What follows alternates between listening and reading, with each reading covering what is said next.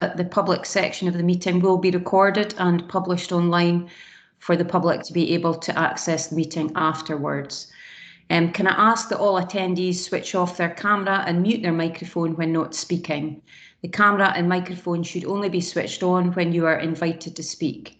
If you would like to speak, please indicate by either using the raised hand function or by typing in the chat. I will now ask Mrs. Dunsmuir to take a roll call and would ask that members confirm their attendance when their name has been called, so that this is clear in the recording of the meeting and can also be recorded in the minute. So thank you. Over to Mrs. Dunsmuir. Thank you, Convener. Convener? Here. Vice Convener? Here. Councillor Allard? Good afternoon. Councillor Copeland? I'm here, thank you. Councillor Duncan? Yes, I'm here. Councillor Lumsden? Yes, I'm here. Councillor Nicholl? Present. Councillor Wheeler? Yeah. And Councillor Yeo? Yes, I'm here. Thank you. Thanks, Convener. Thank you, Mrs. Dunsmuir. Okay, that gets us on to the agenda. There are no urgent business items today, but there is one exempt business item, which is item 11.1, which is the exempt appendices in relation to the work plan and business cases. Can we agree to take those as exempt business? Yep. Yeah, Agreed. thank you. Agreed.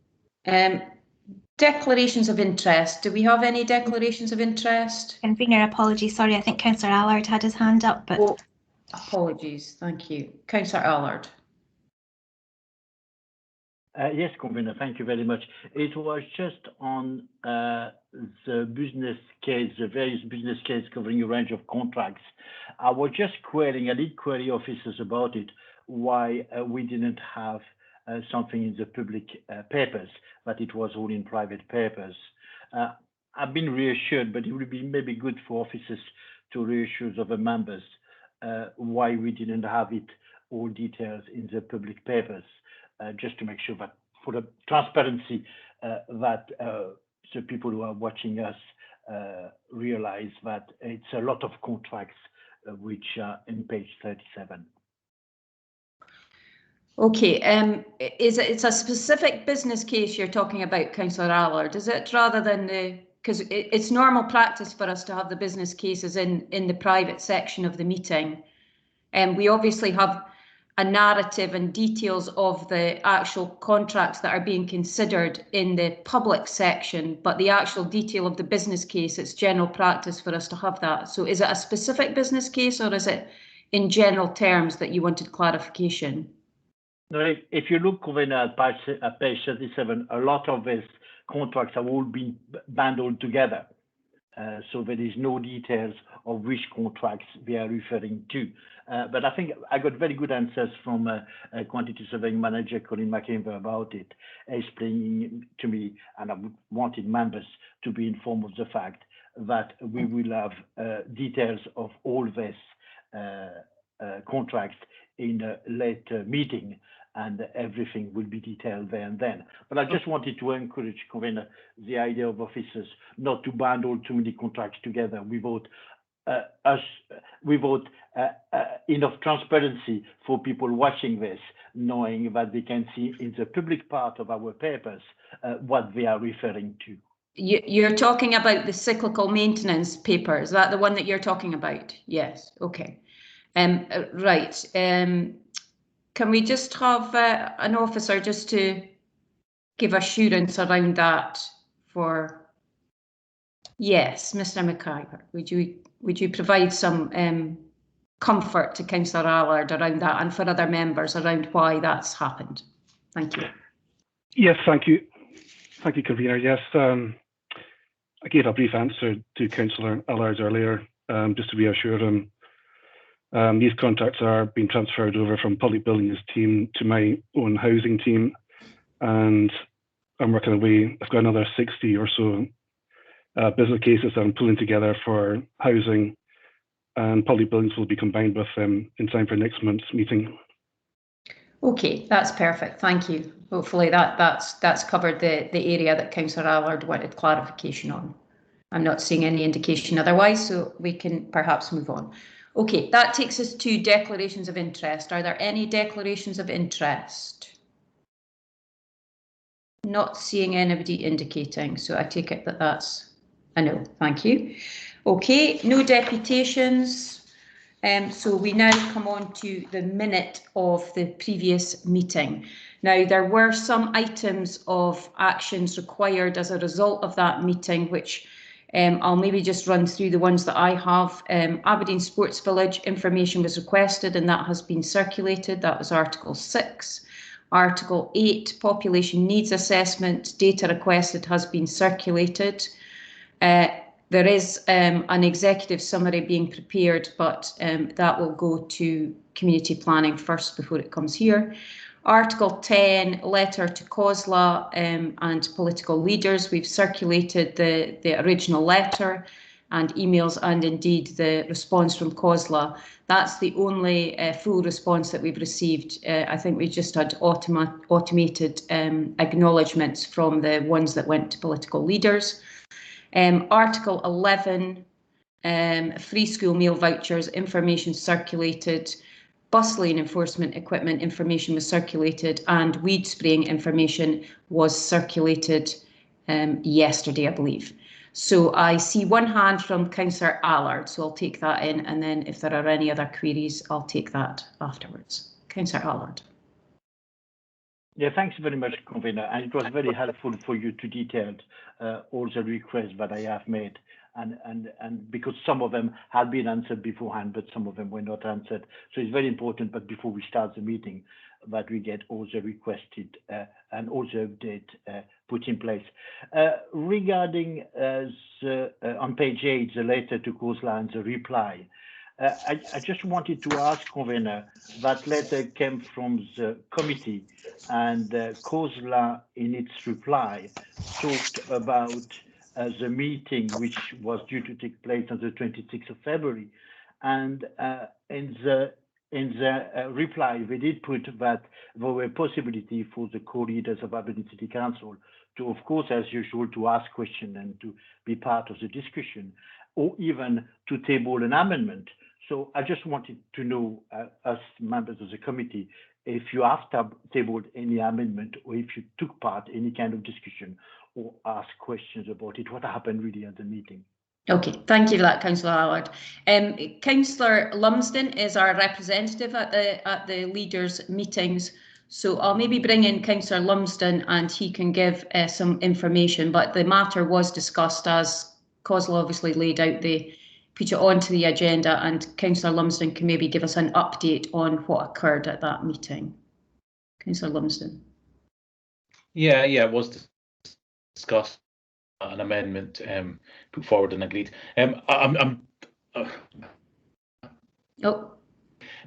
Lane, because it's so much of what's discussed in COSLA is back on the minute. What was Councillor Lumsden, I don't know. Sorry, Councillor Lumsden, I don't know if it's just me, but you're breaking up, so I'm not sure whether we're actually getting this for the recording. I'm not sure if Mrs. Dunsmuir can confirm whether it's just me or no. Councillor Lumsden was breaking up for me as well. Yeah. Okay, thank you. Do you want to have another go at that? Yeah, I'll have another go. Just I was saying I was being slightly cagey there because so much of what's discussed in COSLA is actually in private nowadays, much to my disappointment. But yes, it was discussed. I would have to check back at the minute if that is actually available in public. So, and that could be shared with all members of the committee, Convener. Thank you very much. I'm not sure that it is publicly available, Councillor Lumsden, but perhaps we could ask for a copy of it, and that could be circulated. But my understanding, it was spoken about in a wider sense, where the 90 million was covered, but also about it being baselined in figures moving forward. But we can certainly provide that information, Councillor Allard. It'd be great if you can get that ammunition, especially at another meeting, if we could have, especially if an amendment was tabled. And at the same time, regarding the population needs assessment 2021, it'd be great to have the executive summary at our next meeting as well. You know, I really look forward to both. Yes, that's fine, thank you. I'll maybe bring in Mr. Murchie around that population needs assessment, but I know that they have been working on that and he will endeavour to make sure the committee has it. But Mr. Murchie, do you want to just... Yes, just to confirm, convener, as you said, we have a draft of the executive summary, but the population needs assessment is prepared for Community Planning Aberdeen, so we're proposing to put it to that meeting and then we'll share it more widely with members of this committee. Thank you for that, Mr. Murchie. I think that's the right order in which to do it. But I'll bring in Councillor Ewell. He has his hand up now. Thank you. Thanks, convener. Just to follow up on the point raised by Councillor Allard in relation to the population needs, the executive summary for the population needs assessment. If it's possible, once it's been to community planning, could it be circulated to all members of the executive summary? Because there's a great deal of work gone into it, and it does I was going to say it's a hell of a lot of information, but I probably shouldn't say that. There's a great deal of information in there, which is actually very useful and valuable. And it may be that all members would find it helpful to have a copy of that and to look through it. Yes, once it's been to community planning, we can certainly arrange for that to go out to all elected members. Because as you say, there's a lot of information in there that I'm sure elected members will find useful moving forward. Thank you. Right. Thank you. Councillor Allard, you have your hand up again, so I'll take you back in. Yes, that was about the letter about COSLA, but I noted that a letter was sent to the political leaders of the party in the Scottish Parliament. I just wanted to assure that we didn't receive any reply, and if we do, from now to the next meeting, that they can be communicated to all members. Yeah, I certainly think that we can have those forwarded when we've got them. As I covered in my opening remarks, the only thing that we appear to have received is automated responses acknowledging that the letters had been received or the emails had been received. So we haven't had any actual responses in relation to the content of the letter, but we will arrange for those to be circulated as and when they arrive. Okay. Right. Your hand is still up, Councillor Allard, but I'm taking it that's a legacy. Thank you. Okay, if we're content with that, we can perhaps, the minute is here for approval, so are we happy to approve its accurate record? Yes? Approved. Yeah. Thank you. Approved. Next item is Committee Business Planner. Here for noting. Any questions on the Business Planner? Are we happy to note? Not seeing any hands. Oh, yes, Councillor Nicholl, you have your hand up.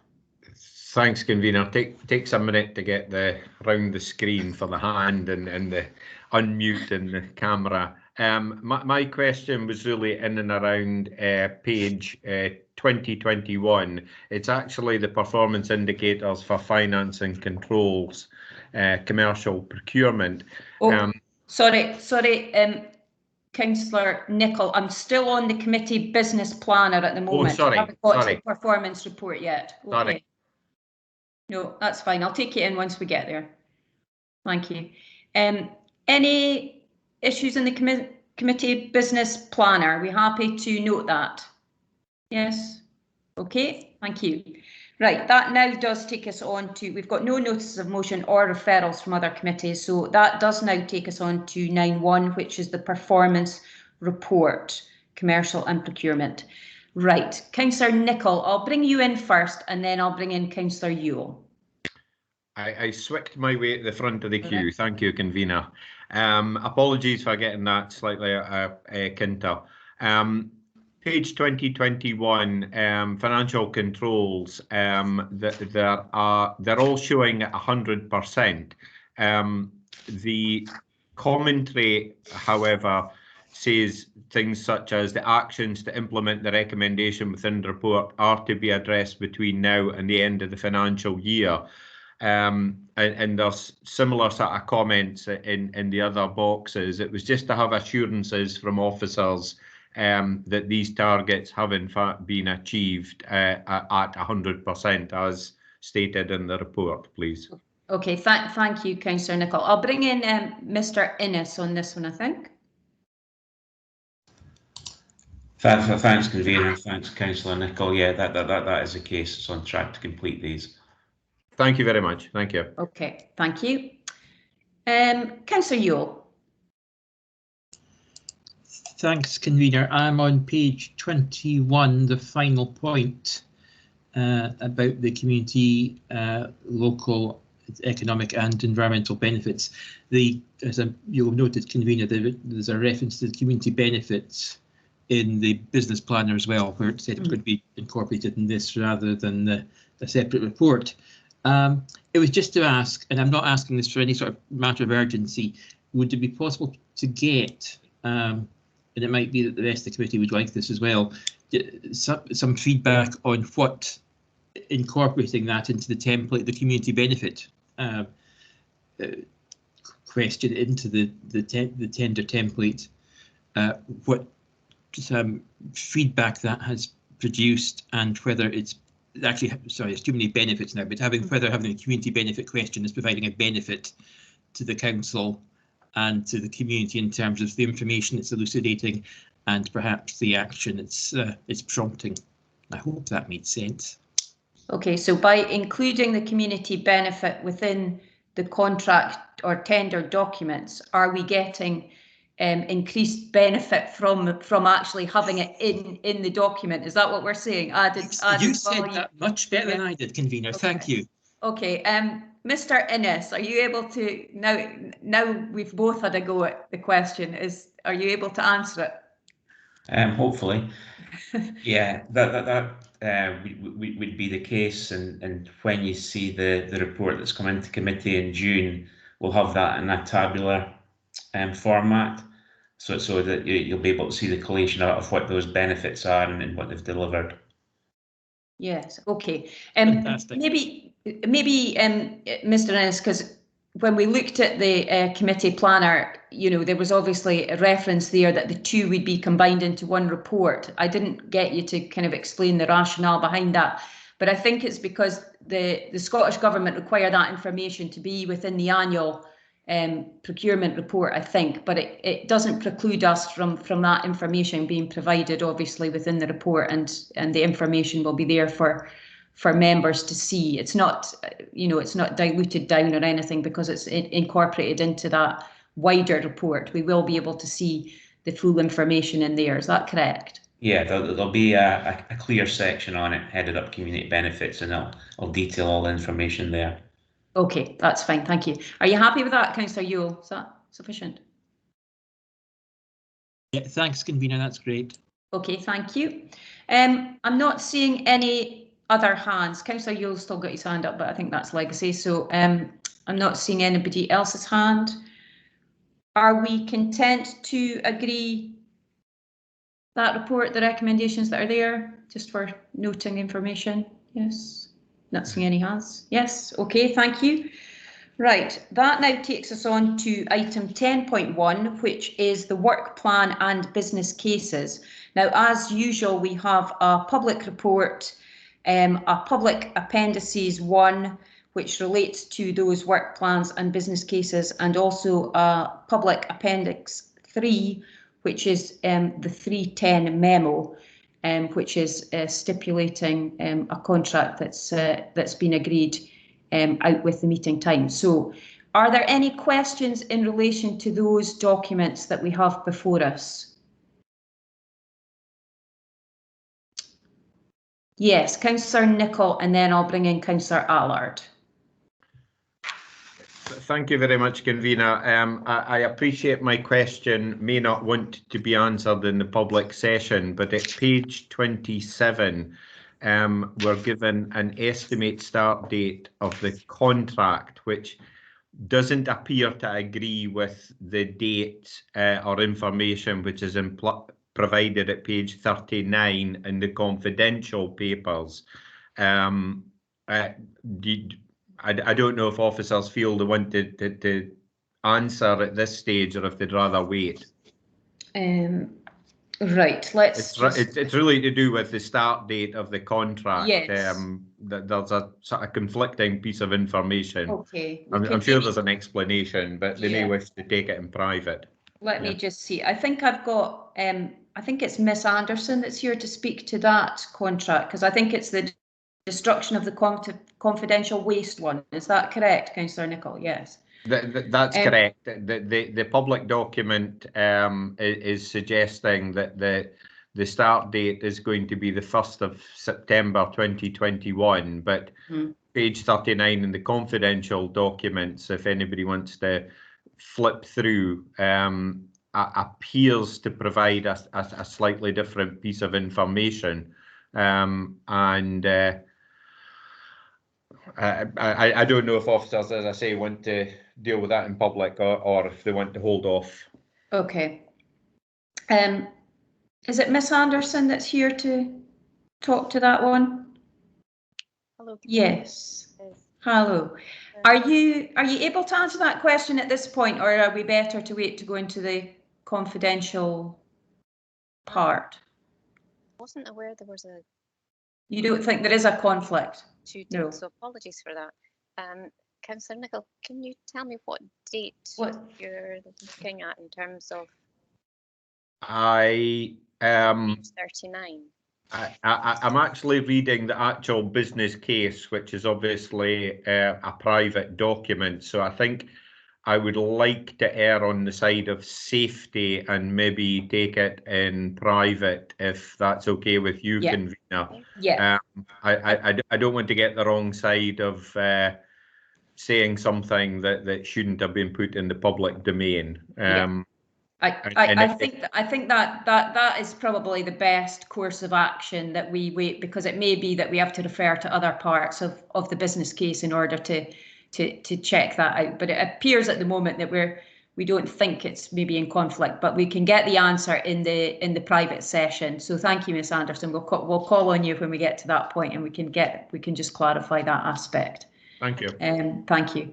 Right, Councillor Allard, do you have your hand up? Yeah, thanks very much, Convener. And I'll follow up Councillor Nicholl and exert some caution as well. So before I ask my question, I just want confirmation that on page 33, Appendix 3, 3.10 memo summary is in the public papers and not in the private section, because there is a total estimate contract value there. Yes, that one is in the public session, because officers have already dealt with that. You know, they are informing us that has happened, so it has the monetary value with it. Yeah, I just wanted to ask, and I'm delighted that we've got the 141,000. But what I wanted to ask, and it complements well what we did last time, which was a new Edenred contract, and we all agreed at the last meeting.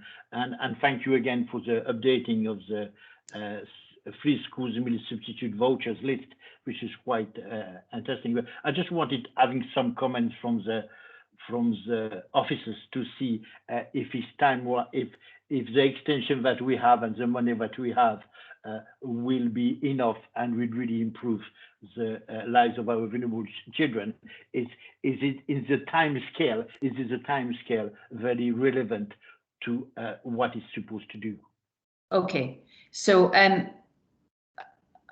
well, I have Mr. Innes and Miss Mackenzie down to answer questions on this, but that generally is more about the actual contract. So if the question is, will the amount that's been spent on the food vouchers, will it cover that extended period? Is that what we're asking? Yes. Exactly. If it's really what we need on that period, and does it work well with what it's supposed to be doing? Yes. Okay. Right. Mr. Innes, we're confident that will be happening. I suppose with this, because we now have children back into school as well, that the free school meals will be being provided within school. So we're in a different situation than perhaps we were previously, when children were virtually learning, and then there were some that we only had primary school children back, but now we have everybody back.